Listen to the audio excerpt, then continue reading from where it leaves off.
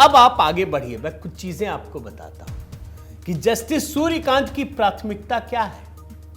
उनकी प्राथमिकता यह है दोस्तों, वो कह चुके हैं कि सुप्रीम कोर्ट में पेंडिंग केस की संख्या 90,000 को पार कर चुकी है। उनसे निपटना सबसे बड़ी चुनौती है और उन्होंने कहा है कि लंबित मामलों का निपटारा इंडिविजुअली कोर्ट लेवल और पैन इंडिया लेवल दोनों ही स्तरों पर किया जाना चाहिए।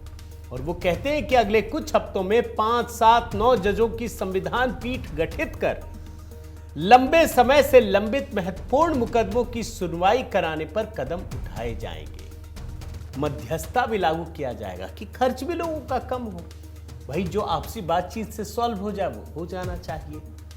आप जानते हैं दोस्तों कि प्रधानमंत्री मोदी भी हजारों की संख्या में जो बेकार कानून है ना खत्म कर चुके, जो जबरदस्ती पड़े हुए, तो ये भी काम कर रहे हैं। अब जब मैं इतनी सारी बात कह रहा हूं आपको तो लगेगा कि अरे सारे लेफ्ट लिबरल गैंग तो टूट पड़ेंगे, लेकिन नहीं, ठहरिए।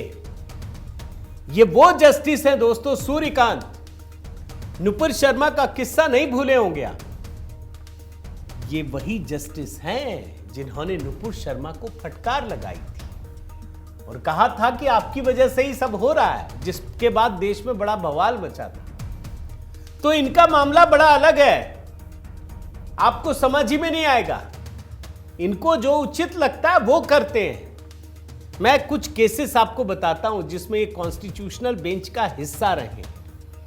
जैसे अभी हाल ही में जो राष्ट्रपति को लेकर आदेश आया था, सुप्रीम कोर्ट ने अपनी गलती सुधारी थी कि 3 महीने में विधेयक को पारित करना पड़ेगा, उसको जो पलटा उसमें ये हिस्सा थे। फिर निर्वाचन आयोग से बिहार में जो बाहर कर दिए गए 65 लाख मतदाता हैं, उसकी सूची बोला सार्वजनिक कीजिए, उसमें भी सूर्यकांत थे।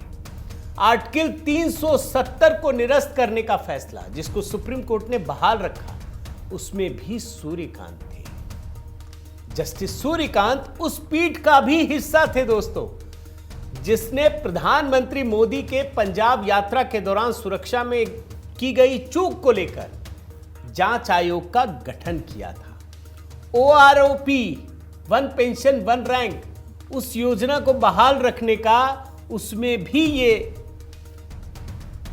सदस्य थे। इस तरह से बड़े सारे मामले हैं दोस्तों।